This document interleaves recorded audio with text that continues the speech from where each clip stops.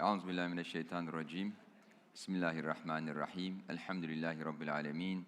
Ve salatu vesselamu ala rasulina ve habibina ve tabi kulubina ve şefi zunubina Muhammedin ve ala alihi ve ashabihi ve etba'ih ve ihvanihi minel enbiya'i vel murselin ecmaîn. Radiyallahu anna ve ankum ve an kâffetil müminin. So today is a very blessed day. It's Nisfu Sha'ban. So that means we have only 15 days to reach to Ramadan, 2 weeks.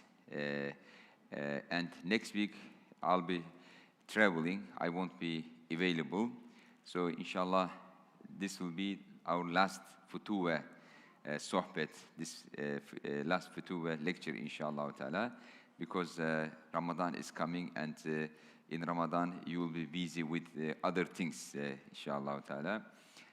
So may Allah help us reach Ramadan in good health and benefit from the blessings of Ramadan as much as possible, inshallah, and keep our fasting in good health.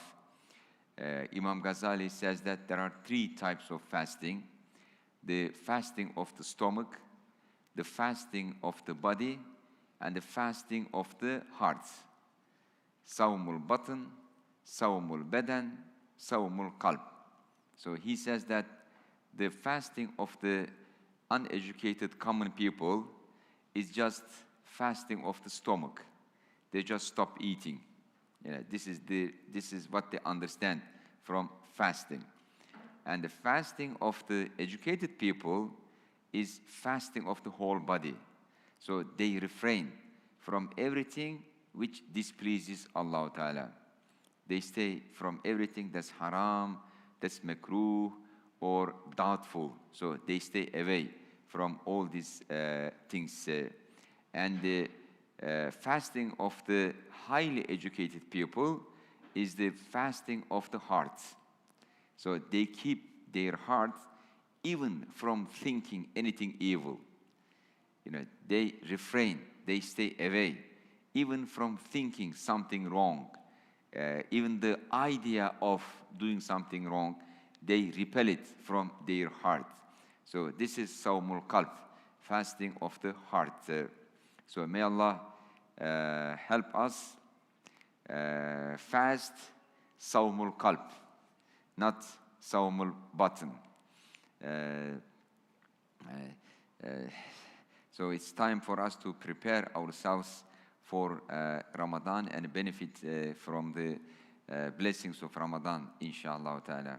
So this is a good reminder for us that we have reached half of the month of Sha'ban. Inshallah, we'll continue reading from Kitab al-Futuwwa of Abu Abdurrahman as-Sulami. He's a great author. He has books in multiple volumes, but he wrote this book in a very short book so that young people can easily read it. And he codified the principles of al-Futuwwa. So today we need Futuwwa to be able to protect ourselves, our children, our students, our progeny, our youth from falling prey to individualism, to subjectivism, to egoism, to following their self-interest, worshipping themselves.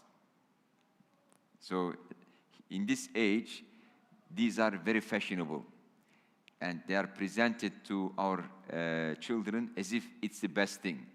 So we need to offer the alternative. And the alternative Futuwwa presents to us is the primordial, the ancient wisdom, which has been implemented, adopted by all religions, by all ancient scholars, philosophers. All of them were against individualism. All of them were against relativism, subjectivism. All of them were against egoism. But today we have this deviation, promoting individualism and raising children who worship themselves. we teach our children that you are the ultimate source of truth. You are the ultimate source of decision maker about what's right and wrong. This is postmodernism. And this postmodernism is now the dominant ideology which is offered to our children through schools, but more importantly and more effectively through media, movies, cartoons, games, all of them, is promoting this individualism, self-interest, egoism.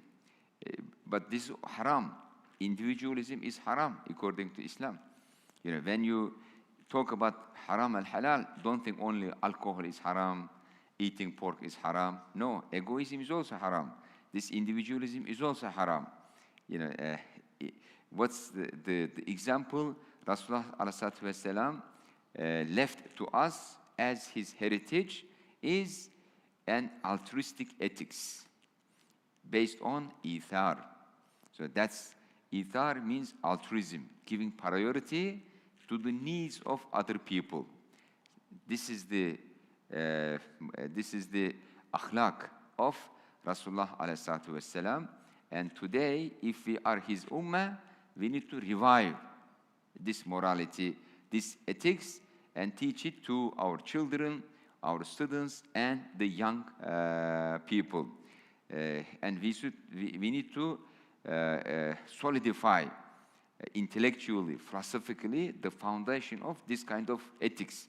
Otherwise, from an egoistic, materialistic, selfish perspective, giving priority to the needs of others looks like foolishness, stupidity. Like, why do you sacrifice your money for others? I don't know if I have told you, I was in America a few months ago visiting a friend. He's Malaysian, and he had a Malaysian friend who raised his daughter in the best schools of America. He paid a lot of money to send her to the best schools. So she got, in quote, excellent education. And the father died, and after that, they contacted her, and they said, we'll make a janazah, we'll bury him. And she called them, she said, I don't want janazah. I want in cremation. His body will be burned. And they said, why? She said, in cremation is $1,000. Making janazah will cost me $5,000. And my friend, this Malaysian friend, told her, so spend this money for your father, because your father left a lot of heritage to you. And she said, we deserve this money more than him. We deserve this money more than him. So father left a lot of money to the daughter, and daughter doesn't want to spend even to make a funeral, to buy a grave, to bury the father. She says, we deserve this money more than him. Subhanallah. Look at this selfishness. Look at this egoism. And she's educated in the best schools. And the father paid a lot of money to put her in those schools. Look at the result. So we have to be very careful about what kind of ethics, what kind of morality is taught to our children. The graduates of Harvard Business School, they did some embezzling and corruption in Wall Street. After that, they opened a new class on business ethics in Harvard School. Good morning after supper. But I was told very few students are taking this class, which is elective. Very few of them. The majority thinks ethics is useless.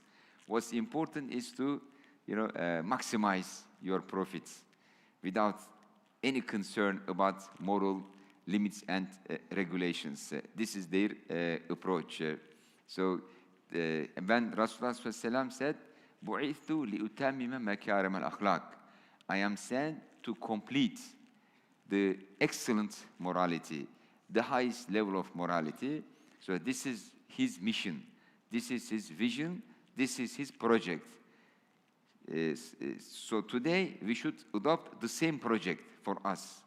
Our goal in life should be reviving this makarim al-akhlaq, the best morality, the best ethical system, as opposed to this individualistic, egoistic, materialistic ethics.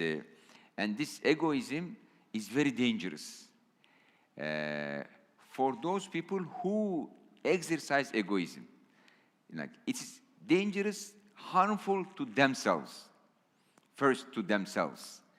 Those egoists, they have no friends, no family, no children. They don't care about other people, and eventually they die alone. There is nobody to help them when they die, when they are old, when they are ill, when they need somebody. There is nobody, because they are individualist. So today in the UK, they have Ministry of Loneliness. When I heard this, I could not believe myself. I checked from internet, it's true. They have Ministry of Loneliness. Why? Because egoism led them to loneliness. People live alone. There is nobody to support them, to take care of them. When you are young, when you have money, it's okay. But if you lose money, if you don't have money, if you are not healthy, if you are old, you are alone. Who's gonna support you? Who's gonna help you? So they established Ministry of Loneliness to help those people. I met a group of students, like Muslim students. They volunteer to speak to those lonely people once a month, half an hour. And Muslims volunteer, to speak to UK elderly, like once a month, half an hour, because those people, nobody cares about them, nobody talks to them. But in our Islamic family structure, we have generations of people, living together, helping each other, supporting each other. So you see, individualism is harmful to those who adopt individualism themselves. I call this paradox of happiness. If you are individualistic and focus exclusively on your happiness, neither you become happy nor people around you. But if you are ready to sacrifice your happiness to make other people happy, you become happy, they become happy. This is a paradox of happiness. So by giving priority to others, you make them happy and you become happy. Because one day when you need them, they will come to your help. This is the paradox of happiness. So, but today, from this egoist, individualistic, materialist perspective, we teach our children to ask, how can my friends make me happier? How can my parents make me happier? Rather than asking, how can I make my friends happier? How can I make my parents happier? How can I make my spouse happier? Just the opposite question. How can my spouse make me happier? So that's the thing.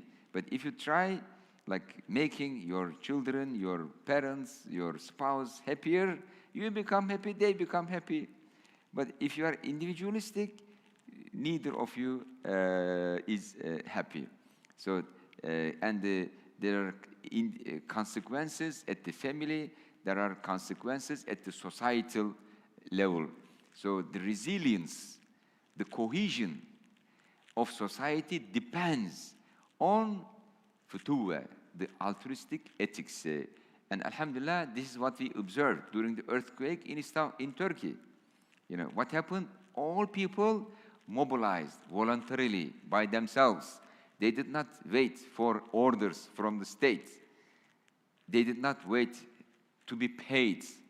They just spent their own money, they were mobilized, they drew there, with their own cars, they took food, clothing, everything, from their own pockets, by themselves. And the next day, the president had to make an announcement, please don't come. You are making traffic, you are causing a lot of traffic. Don't come here because we have more than enough people, more than enough food, more than enough clothing. Don't come here. You see, in 2 days, we have seen many disasters in Europe, in Germany, in America. Did you see such kind of mobilization in those countries? They waited for the state to go there and intervene and help. But in Turkey, we saw this Futuwwa. And the same thing, we observed even in Qatar, people mobilized to collect, food, clothing, etc., to help. And this is voluntarism. This is Futuwwa. It's already there, and it's being practiced. But this needs to be supported by philosophical foundations, by awareness, so that our children, our young people, they know that we don't accept modern ethics, we don't accept postmodern ethics, we don't accept egoism, individualism, selfishness, we don't accept autonomy of the individual. We accept the futuwwa, we accept makarim al-akhlaq, we accept muruwwa, which we inherited from all messengers of Allah Ta'ala since the time of Adam until now.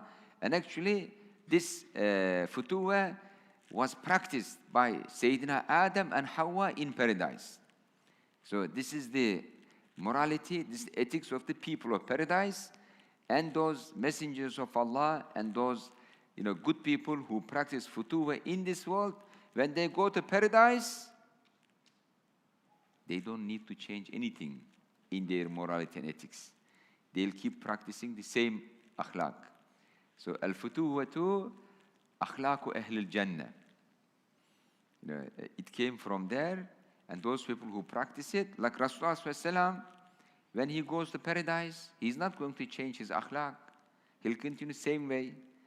The awliyaullah, the ashab, they will continue doing the same thing. They are not going to change, because what they practice here is the morality of the people of paradise. They are not going to change. They continue the same.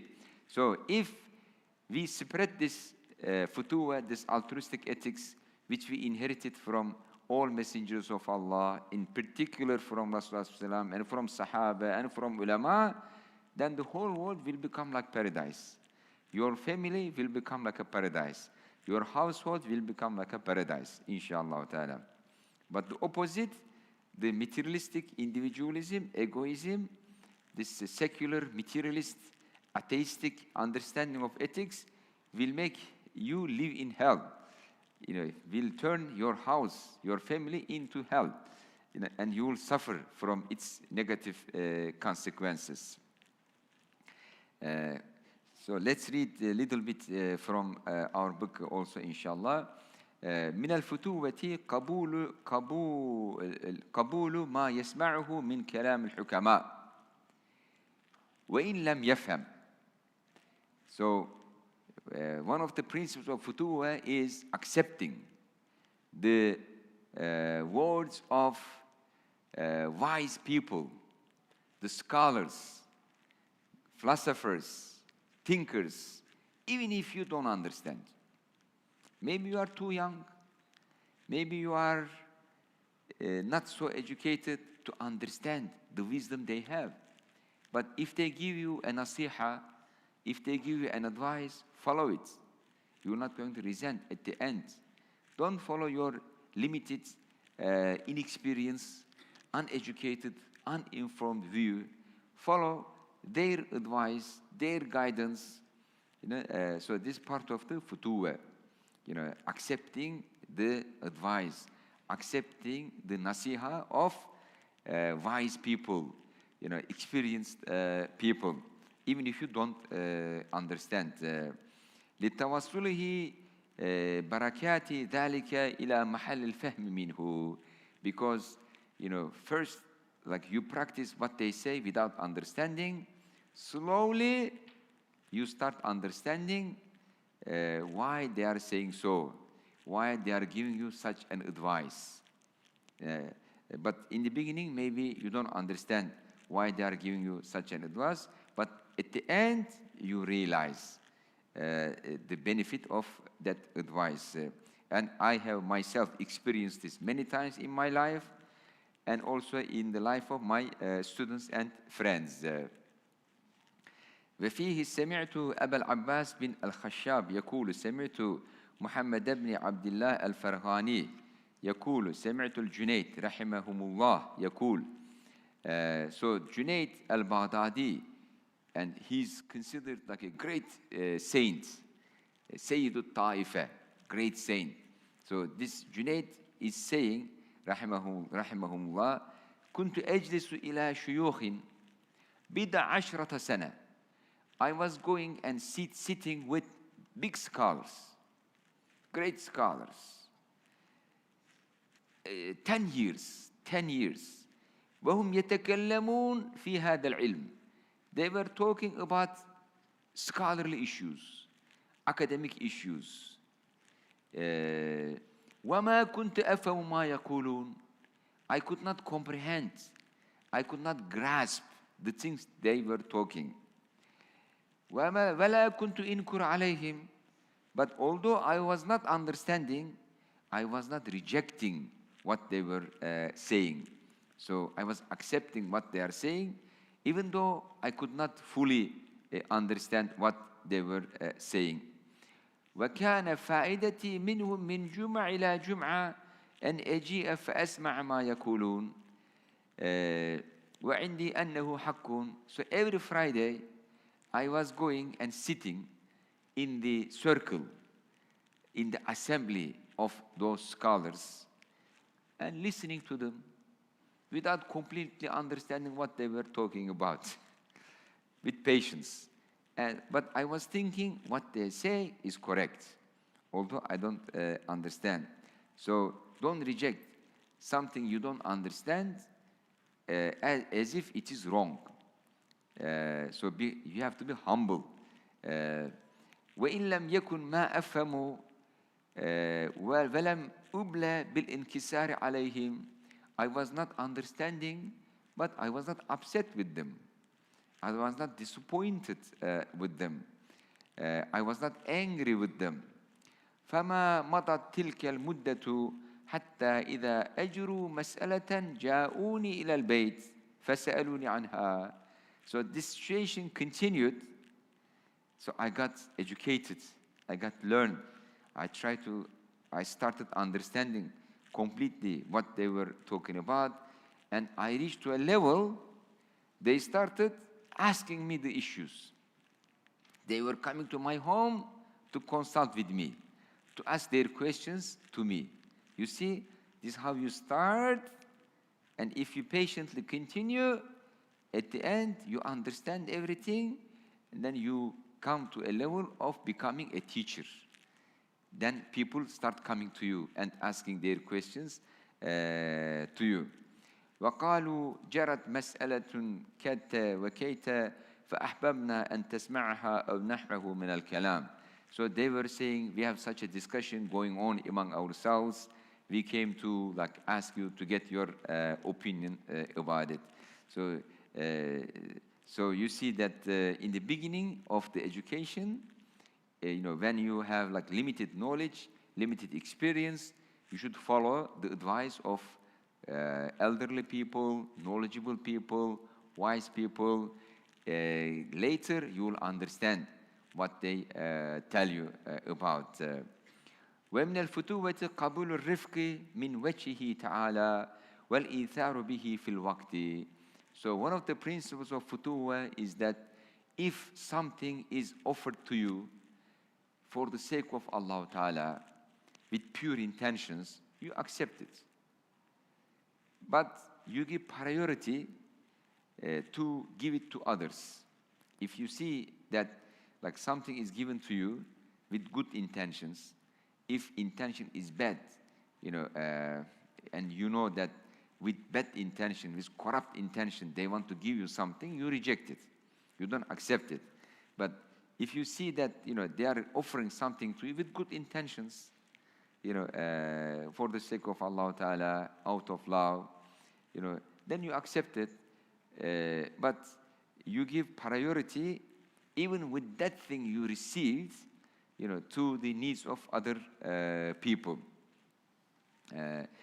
سمعت محمد بن الحسن بن خلد يقول سمعت أبا جعفر الفرغاني يقول حدثني أبو جعفر الأصبهاني صاحب أبي تراب يقول قدم أبو تراب ها هنا يعني الحرم في الموسم.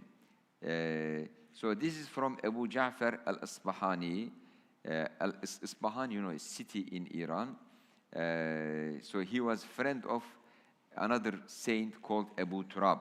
So Abu Turab once came to Haram, to Mecca, during fil mawsim, during the time of Hajj. فجاء إنسان خراساني ومعه 10,000 درهم. So someone from Khorasan. Where is Khorasan? Khorasan is Central Asia, Iran, Central Asia, East Iran and Central Asia. This region is called Khorasan. So that means he's not Arab.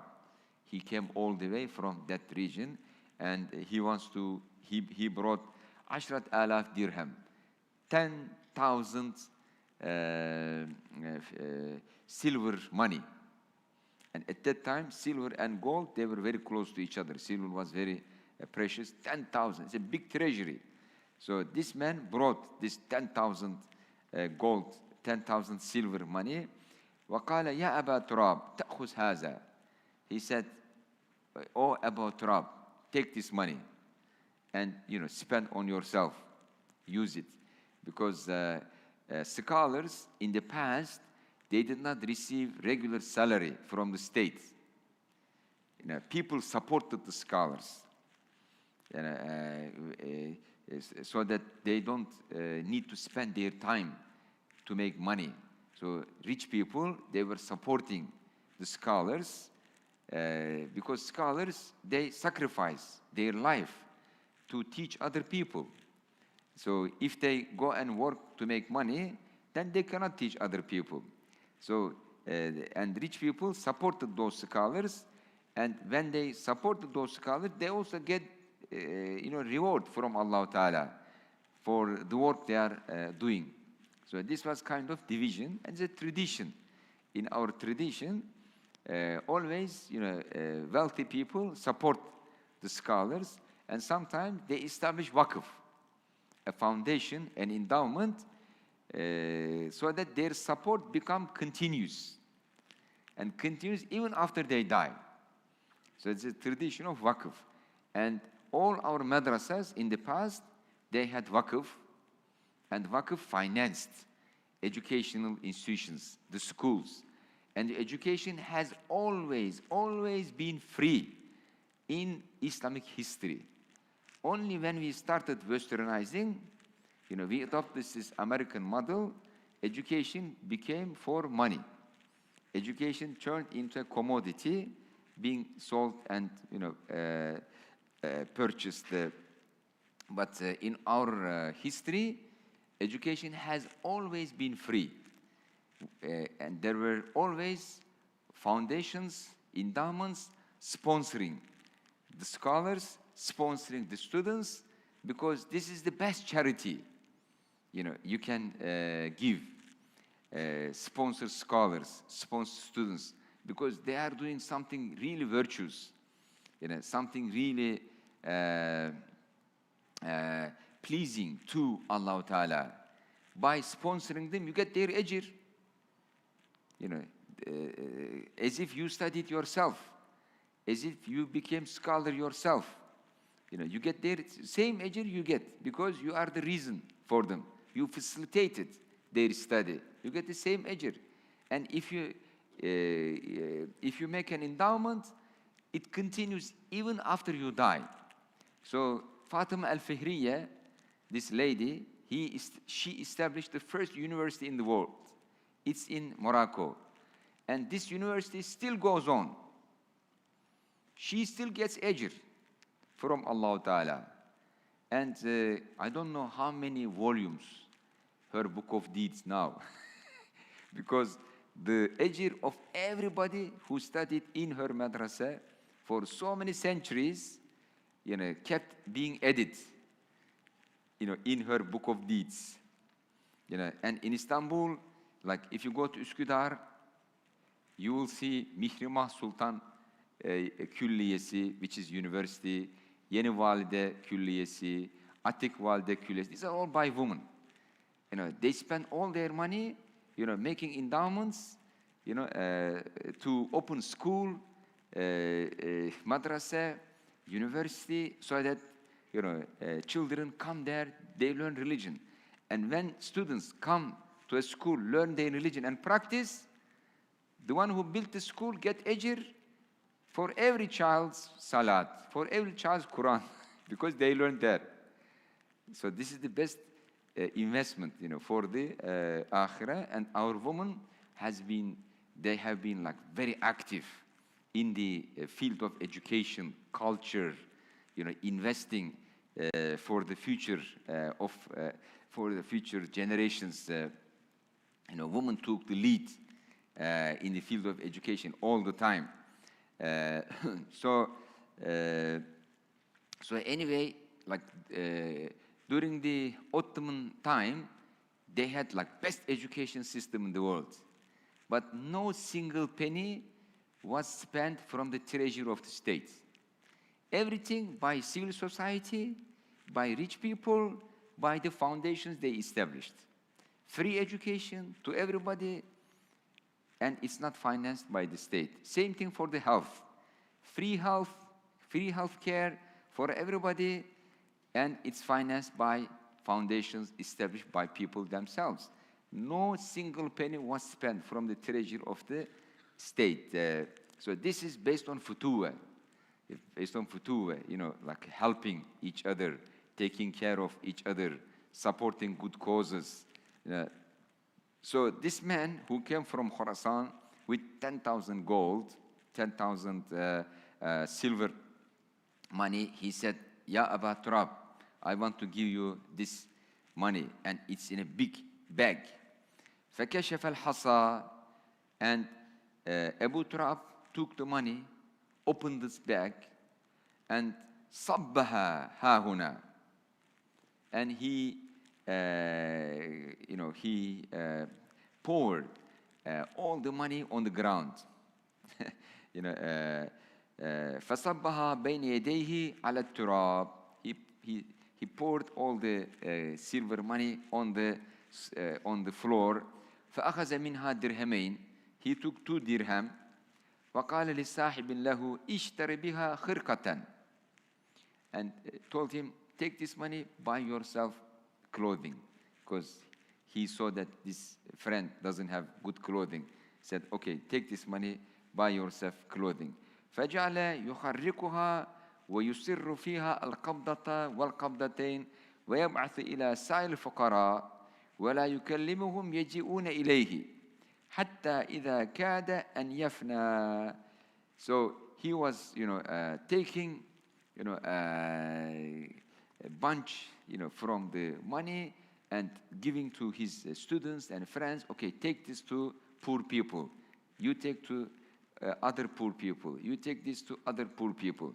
So he was not asking poor people to come to him. He's giving them money, so he could just send them the news. Okay, come and take some money. No, he was, sending the money directly to them without even burdening them to come to him.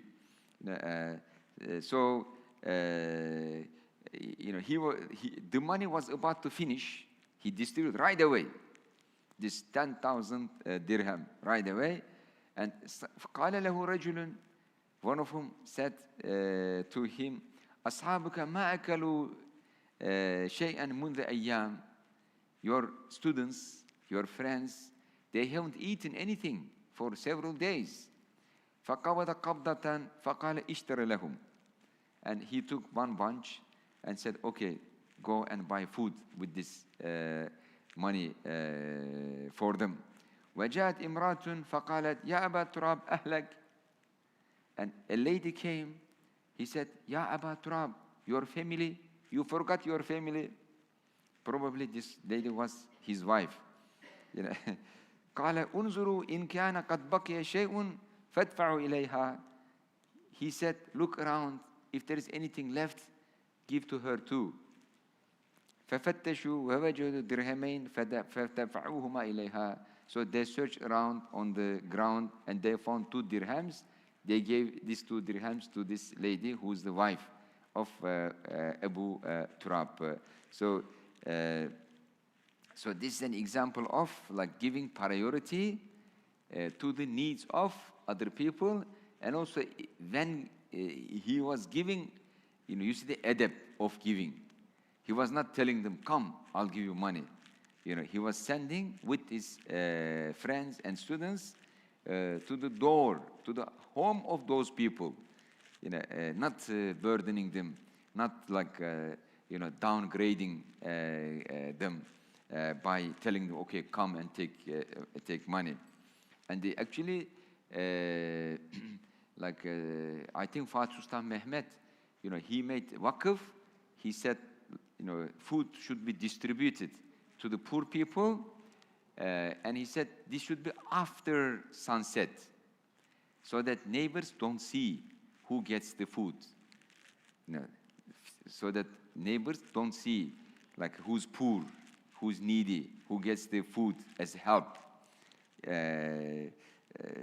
So when someone like helps another person, the adab of helping, the adab of giving and serving is that you never downgrade that person.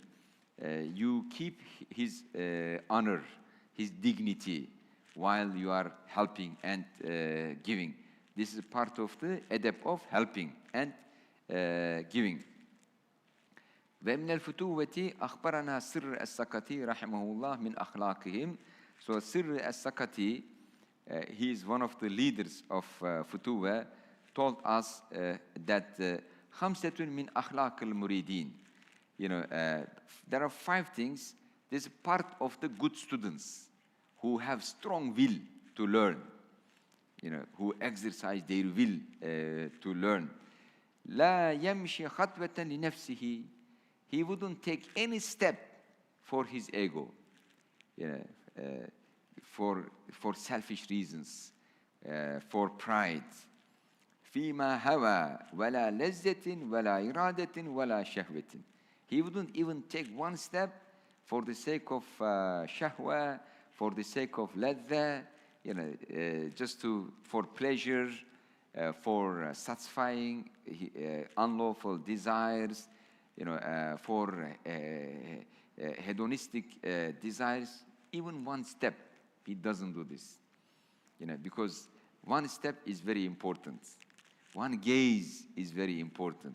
One word is very important. وَيَكُونُ خَارِجًا مِنْ سُلْطَانِ الْهَوَى. He would be free from the domination and enslavement of desires. So those hedonistic people, they are enslaved by their desires. But they think this is freedom. No, you are not free. You became slave of shaitan.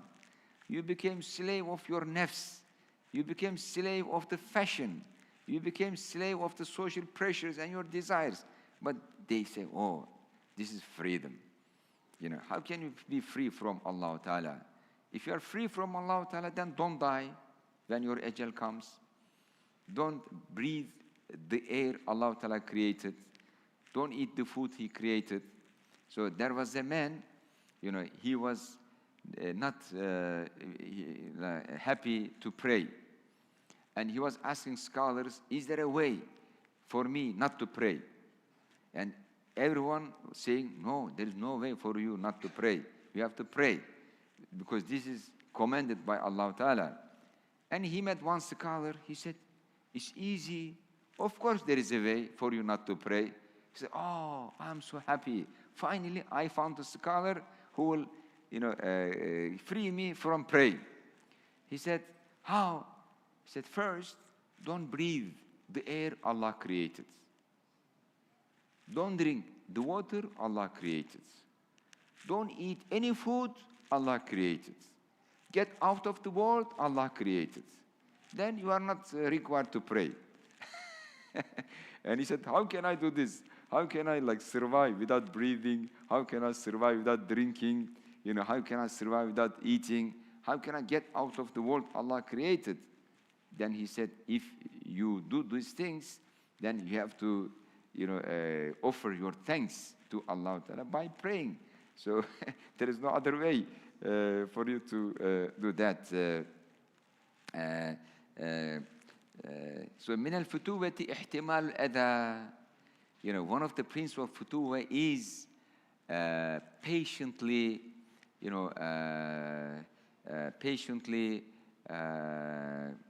going through disturbance of other people, mistreatment of other people, being patient. If you are mistreated because you are a Muslim, if you are mistreated because you are moral, ethical, be patient about this. احتمال الأذى. Don't give up. Don't be angry. Because they don't know, they don't understand. Let's say you are making salat, you are trying to become ethical, moral.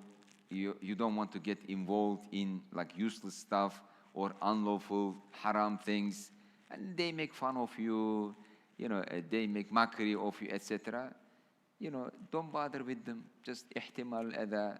Continue your way. In Turkish, we have a very good saying. It says, dogs bark, but the caravan keeps going. So let your caravan keep going despite the barking of the dogs. So don't bother with them. Just keep your walk.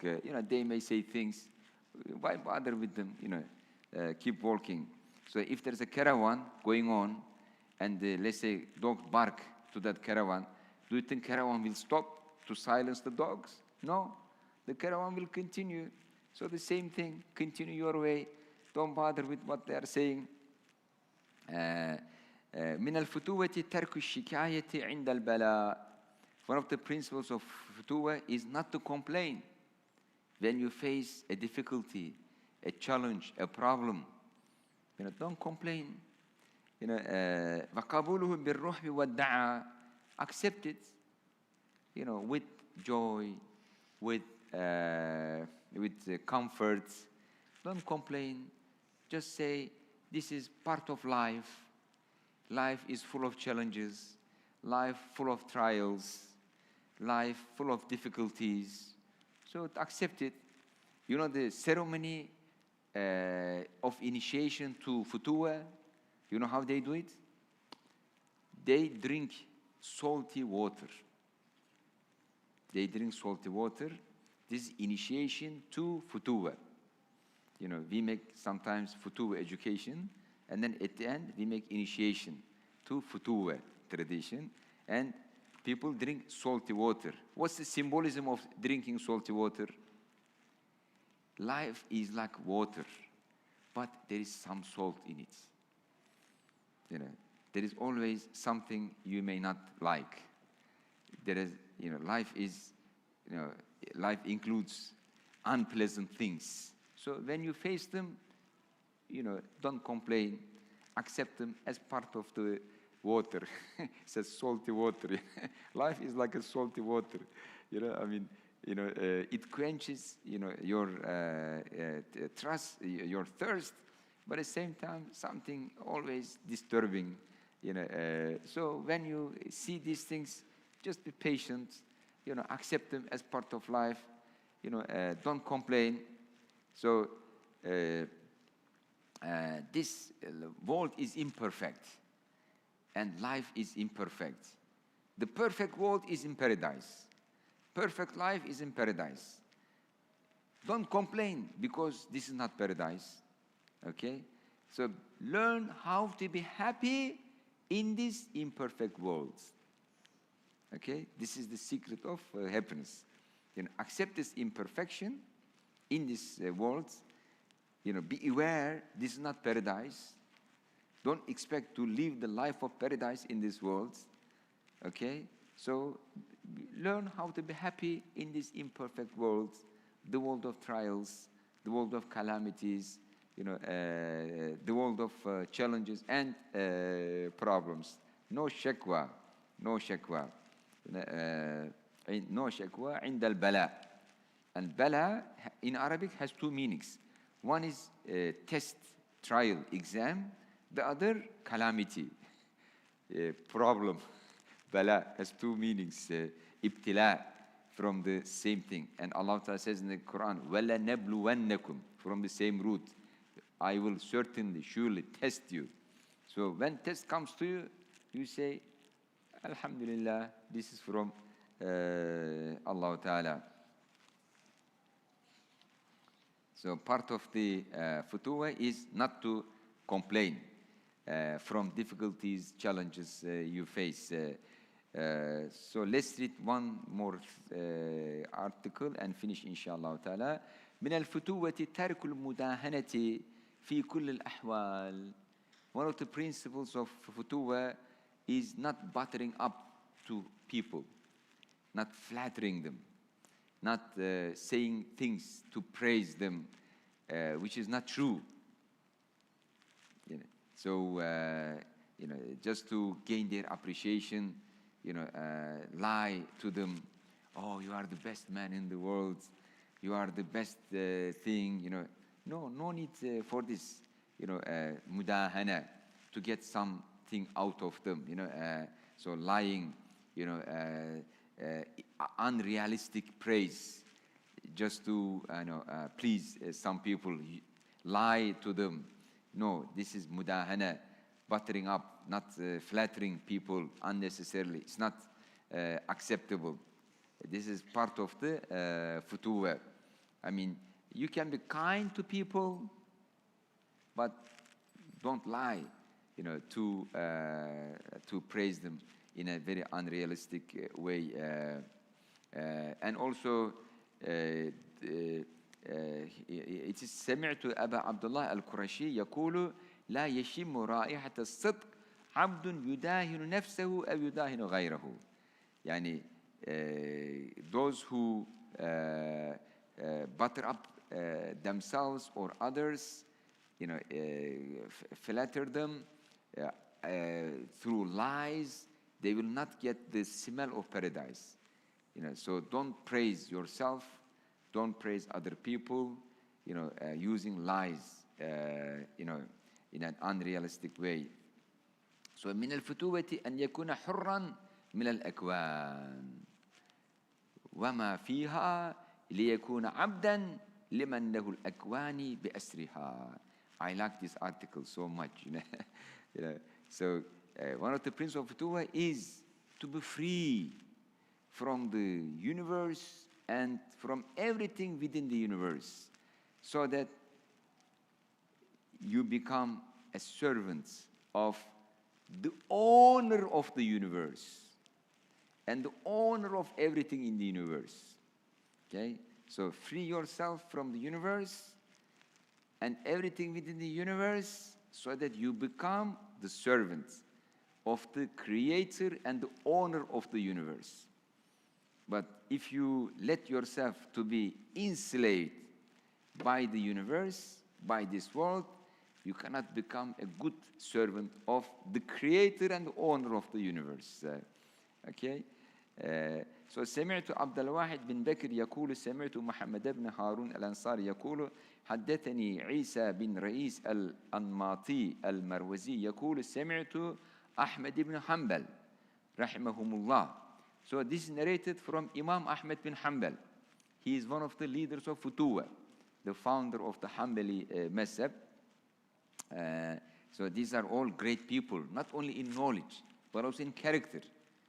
Ilm, amal, akhlaq, all of them are combined because they are the inheritors of Rasulullah ﷺ. So Isa bin al-Rais al-Mati Meruruzi says that he heard from Ahmad bin Hanbal, who said, رأيت ابن السماك كتب إلى أخ له. So Ahmad bin Hanbal says that Ibn Sammak write to one of his brothers, إن استطعت ألا تكون لغير الله عبدا ما وجدت من العبودية لغيره بدا فافعل. So he said, try to become a servant of Allah, but not servant of anything else. Okay? So try to find a way to become only and only the servant of Allah Ta'ala and nothing else. So free yourself from being servant of money, servant of anything in this world. Become servant of the Creator. So you have a choice, like whose servant you want to be. You want to be servant of your nafs. You want to be servant of the shaitan. You want to be servant of money, reputation, fame, interest, or you want to be servant of Allah Ta'ala. So you have a choice. So we Muslims choose to be servant of Allah Ta'ala and subjugate all other things to our service. So that's real tawheed, that's real freedom. Tawheed means freedom. Freedom from being enslaved by shaitan, by nafs, by false gods, who try to dominate, overcome, control you. And today we have like many of them. So, following Tawheed and following the Sunnah of Rasulullah ﷺ is real freedom. So today we are sieged by this postmodern current from everywhere, through media, movies, humanities, postmodern education, etc. The only resisting point is following the Sunnah of Rasulullah ﷺ. That's the only way of liberating yourself from the siege of postmodern, secular, atheist ethics based on autonomy of the individual and consumption. But if you say, I will follow the Sunnah, finished. They cannot enslave you. You are free. You are independent. And you have a filter. But let's say you have no reference points. You have no filter. So you are exposed to all the influence coming to you. But if you say, I will follow Sunnah, my family will follow Sunnah, and I will teach Sunnah, I'll practice Sunnah, so you are freed. They cannot influence you. They cannot hijack your mind. They hijack young people's minds through games, through YouTube videos. They hijack their minds. When your computer is hijacked, what happens? You think this is my computer and I am controlling my computer. In reality, somebody else is controlling your computer. It's not you. Same way, when your mind gets hijacked, you think I am making decisions. No, you're not making decisions. Somebody else is making decisions on your behalf and you are just executing, but you are under the illusion that you made those decisions. This is what happens when, like, people who follow fashion. People who follow fashion, like they make the same decision, they think they make free decision. But in reality, they're not free. They're just following those people who make the fashion. They're just following them. So the only point to resist against this strong storm of postmodern, secularist, atheist, individualistic, egoist ethics is following the Sunnah of Rasulullah. This is how you become free and your heart become independent, your mind become independent. And Futuwwa teaches us the Sunnah of Rasulullah as inherited by Ashab and other scholars. So inshallah we stop here. Walhamdulillahi Rabbil Alameen. I wish you all a blessed month of Sha'ban and a blessed month of Ramadan. Jazakumullah khairan. Wassalamu alaikum wa rahmatullahi wa barakatuh.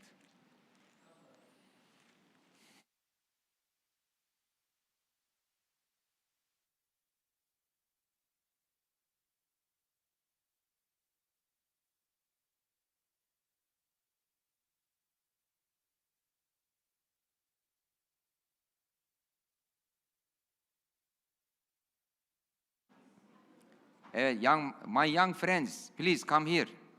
Don't go away. We have some gifts for you. Okay, inshallah. Just second. Come. Where are you going? We have some gifts here.